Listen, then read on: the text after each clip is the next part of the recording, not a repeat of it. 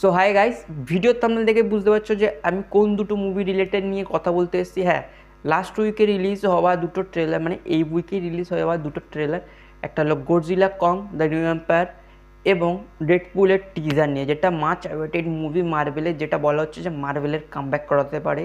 এবং এটা দিয়েই হয়তো সিক্রেট ওয়ার্সের একটা হিন্ট শুরু হয়ে যাবে যে সিক্রেট ওয়ার্সের যে মেন ভিলেন থাকবে সে কে হতে পারে।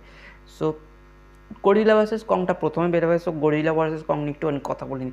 তো গরিলা ভার্সেস কংয়ে যেটা দেখানো হয়েছে, এবং আমি প্রথমেই যেটা বলেছিলাম যে কংয়ের একটা নতুন ভেরিয়েন্ট দেখাবে, যে কংয়েরই উপজাতি থাকবে এবং কংকে সে কম্পিট করবে যে কং কী কারণে এত হিউম্যানের প্রতি ভালোবাসা দেখাচ্ছে, এবং কংয়ের যে ভেরিয়েন্টটা থাকবে সে থাকবে পুরো ডিফারেন্ট, তার অপোজিট। এবং সে চাইবে যে সে তো আন্ডার আর্থ, মানে যেটা তাদের ওন, কী বলবো, ফিল্মি ভাষায় যেখানে মুভিতে বলা হয়েছে সেটা তো আমার মনে পড়ছে না, সে আন্ডার আর্থে যে জায়গায় তারা রুল করতো সে জায়গা থেকে বেরিয়ে তারা আপার আর্থ, মানে যেখানে আমরা বসবাস করছি সেখানে এসেও তারা রুল করার একটা চিন্তাভাবনা থাকবে। সেটাকেই কং কীভাবে আটকাবে এবং তার সাথ কীভাবে গডজিলা দেবে, এবং আমাদের যে হিউম্যান যে ইনভলভমেন্টটা থাকবে এই মুভিতে দেখাবে যেটা, সেটা কিভাবে ঘটবে এবং শেষমেশ কি হিউম্যান যারা রয়েছে আমাদের আর্থে তারা সার্ভাইভ করতে পারবে এই দুজনের লড়াইয়ের মধ্যে দিয়ে। সো সেটা নিয়ে গল্পটা, ট্রেলার দেখলে একটু বুঝতে পারবে যে কী কী ঘটতে পারে, এবং একটু তো সাসপেন্স রাখার দরকার ছিল, কেননা বোঝাই যাচ্ছে যে কী কী হতে পারে এবং কী কী না হতে পারে। যেমন গডজিলা কংয়ে তো একটা হিন্ট দেওয়া ছিল, হিন্ট বলতে পারো যে সাসপেন্স রাখা ছিল যে মেকা গডজিলাটা আসবে, একটা সাসপেন্স ছিল যে মেকা গডজিলা আসবে আসবে আসবে, কিন্তু ট্রেলারে রিলিজ করেন। কিন্তু এখানে মোটামুটি বোঝা হয়ে গেছে যে কী কী হতে পারে না হতে পারে, কিন্তু মুভিটা নিয়ে একটু হাইপ আছে, আমারও একটুখানি ইন্টারেস্ট আছে, দেখবো, এইটুকু বলতে পারি। এবার আসি এই বছরের মার্ভেলের অনলি রিলিজ এবং সবচেয়ে হাইপড মুভি যেটা হলিউডের এই ইয়ারে, ডেডপুল। এতদিন ধরে ওয়েট করছি, এবং ডেডপুল উলভারিন এই মুভিটা লিটারেলি সবাই ওয়েট করে রয়েছে, কেননা হিউজ জ্যাকম্যান অনেকদিন বাদে উলভারিনের রোলে আবার ফেরত আসছে, এবং রায়ান রেনল্ড যে পাগলা ডেডপুলের রোলটা করেছে সেটা হয়তো আর অন্য কেউ করতে পারবে না।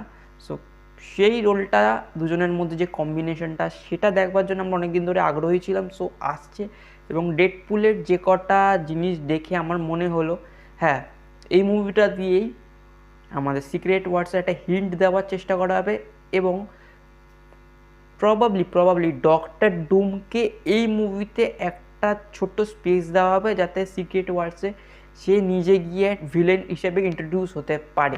সো হতে পারে, এবং ট্রেলার দেখে যতটা মনে হচ্ছে উলভারিন এবং ডেডপুল রিলি টিভিএর একটা ইনভলভমেন্ট থাকবে। ডেডপুলের জন্মদিনের দিন টিভি আসবে, এবং টিভি এসে হয়তো কিছু একটা নিজেদের বলবে যে এই একটা ইনসিডেন্ট ঘটেছে, তো তোমাকে এটার একটা সলিউশন আনতে হবে। সো তাকে হয়তো বিভিন্ন টাইম লাইনে পাঠিয়ে পাঠিয়ে সেই সলিউশন করার চেষ্টা করবে, এবং সেই লিটারেলি সলিউশন খোঁজার মধ্যে দিয়ে তার সাথে উলভারিনের দেখাবে। উলভারিন তার সাথে যে কী ইনসিডেন্টগুলো ঘটবে এবং ডেডপুলের সাথে সেই কী ইনসিডেন্টগুলো ঘটবে সেটা নিয়ে মুভিটা, এবং শেষমেশ গিয়ে কী হবে সেটা দেখবার জন্য আমাদের একটুখানি ওয়েট করতে হবে 12ই জুলাই অবধি। সো আমি ওয়েট করে আছি, তোমরা ওয়েট করো, এবং 13 জুলাই আমার জন্মদিন, তার আগে হয়তো বেরোবে এবং দেখে নেবো, হয়তো ভাইও খুশি হয়ে যাবে ভাইয়ের জন্মদিনের দিন। সো এই ছিল আমার বক্তব্য। তোমাদের কেমন লাগলো ট্রেলারটা সেটা একটু জানিও, এবং প্লিজ চ্যানেলটাকে সাবস্ক্রাইব করো। ভাইয়ের চ্যানেল তো গ্রোথ হচ্ছেই না, উপরন্তু তার ভিডিওসের ভিউজ কমছে। সো তোমাদের হেল্প চাই। তো ততক্ষণের জন্য নেক্সট ভিডিওতে আসছি, ততক্ষণের জন্য গুড বাই, জয় হিন্দ, বন্দে মাতরম, এবং প্লিজ শেয়ার করে দাও।